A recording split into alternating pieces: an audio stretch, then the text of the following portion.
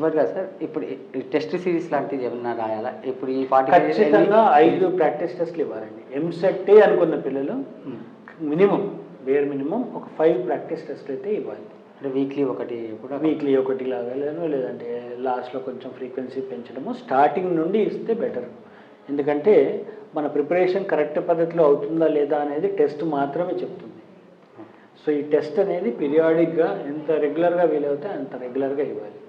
నన్ను అడిగితే అట్లీస్ట్ 10 టెస్ట్లు ఇవ్వాలి. మినిమం బేర్ మినిమం అయితే 5. ఎవరైతే ఎంసెట్టే దృష్టిలో పెట్టుకున్నాను, లేదు నేను బిట్స్ టెస్ట్ కూడా ఇస్తున్నాను, మెయిన్స్ టెస్ట్లు కూడా ఇస్తున్నాను, అట్లాంటి పిల్లలకి ఒక 3 నుండి 4 టెస్టులు సరిపోతాయి.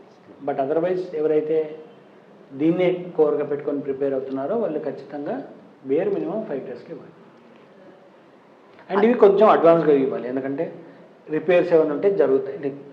లాస్ట్ నిన్న ఎంసెట్ ఎగ్జామ్ 2వ తారీఖు కాబట్టి లాస్ట్ 20 కల్లా కంప్లీట్ చేసుకోగలిగితే కంప్లీట్ అక్కర్లేదు.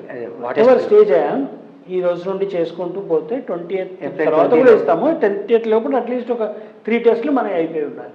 ఎక్కడ బలహీనత ఉంటే ఏప్రిల్ ఫస్ట్ వీక్లో ఒకటి, ఏప్రిల్ మిడ్లో ఒకటి, ఏప్రిల్ ఎండ్లో ఒకటి, 20th అందాజ్లో ఒకటి, దాని తర్వాత ఒక 2 ఎగ్జామ్స్. ఇది బేర్ మినిమం.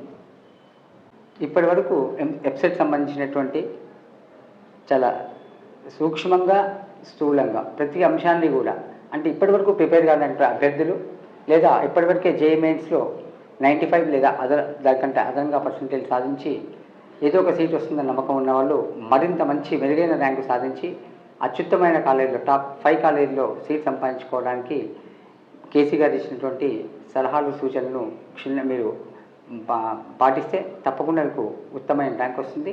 జీవితంలో మీరు స్థిరపడడానికి ఈ యొక్క గైడెన్స్ చక్కగా ఉపయోగపడుతుంది.